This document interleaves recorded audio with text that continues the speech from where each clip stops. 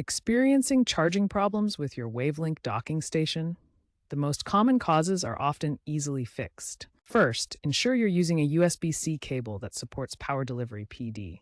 Look for EMARC certification on the cable. Faulty or non-PD cables are responsible for about 70% of charging issues. Next, check that the cable is securely plugged into both the dock's PD port and your laptop's USB-C charging port. If connections are good, try swapping the cable and power adapter to rule out hardware faults.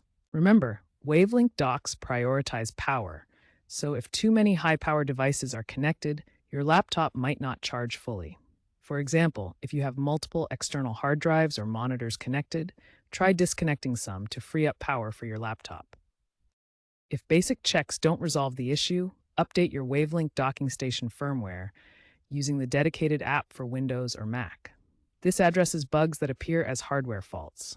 Recent patches like v2.1.4 for WLUG69AC1 improve compatibility with Windows 11 and newer laptops. If updates don't work, power cycle the dock.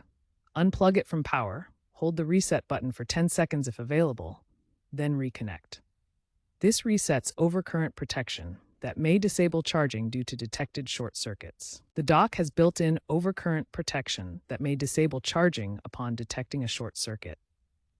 Power cycling helps reset this safety mechanism. Monitor your laptop's battery settings or use tools like HW Monitor to verify if power is being received from the dock. In one case, a Razer Blade 18 user resolved intermittent charging by updating firmware, highlighting the value of software patches.